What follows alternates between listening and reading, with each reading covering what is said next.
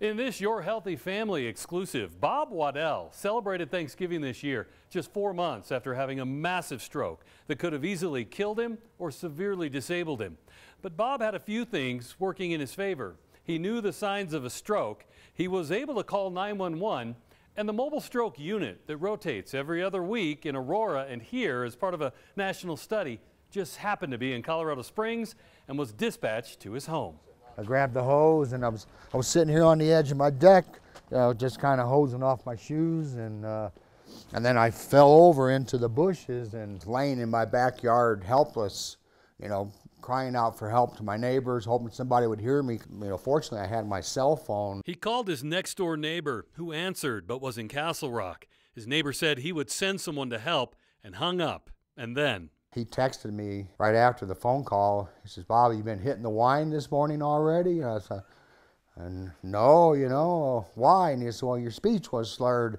That's when oh my God, I knew I was having a stroke, and time was critical. Through his work on remote drilling rigs and dams and heavy construction sites as a geotechnical engineer, Bob has been given first aid training, including knowing the signs and symptoms of a stroke: be fast, trouble with balance, eyesight, facial drooping, arm weakness, slurred speech. Time to call 911 because time is brain. Bob's next call was immediately to 911, telling him he was having a stroke. If I hadn't had my cell phone with me, I probably wouldn't be here today. I'm pretty convinced that I probably would have laid there. Nobody was coming to my help. I was yelling for help. No neighbors were hearing me. He was then left waiting, knowing exactly what was happening to him. His brain was dying, losing almost 2 million brain cells a minute. It was a terrifying ordeal to lay there, and the first thing going back through my head, sadly, was knowing how devastating strokes can be. And my first thought was, will I ever be able to go back to work? Then, as precious minutes passed, his thoughts turned to survival. I'm laying there, am I going to survive, let alone am I ever going to go back to work? But help was on the way in the form of EMS and the UC Health Mobile Stroke Unit. Sirens can be a terrifying sound, but as I'm laying there, I heard the siren, and it was actually a relief.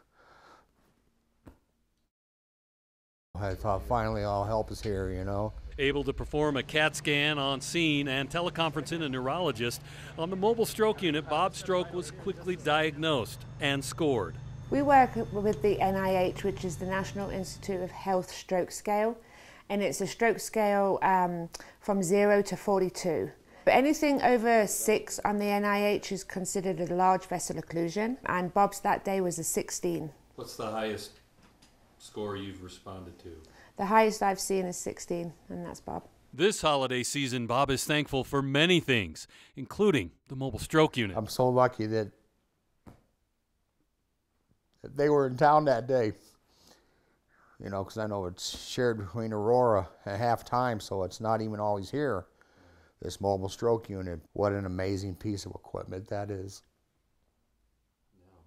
Video link to the hospital right there, the neurologist, looking at my images in real time and diagnosing the stroke as a blockage as opposed to a hemorrhage, and allow them to give the clot busting drug TPA right there on board. Once at Memorial, Dr. Shay Moskowitz was able to use a catheter to physically remove the blood clot from Bob's blocked vessel and getting the stroke resolved. He was finished with the procedure, finished within 3 hours of the first moment his symptoms started, which is amazing, by the way, and really, truly proof that the system can be really quick. In conjunction with the care Bob received at UC Health Memorial Hospital, he was back at work just 6 weeks after his stroke. Catch part 2 of this exclusive story. We're going to walk you through the care Bob received at Memorial Central and his reunion with the many caregivers that helped save his life. For Your Healthy Family, I'm Ira Cronin. For more health stories anytime, head to yourhealthyfamily.com.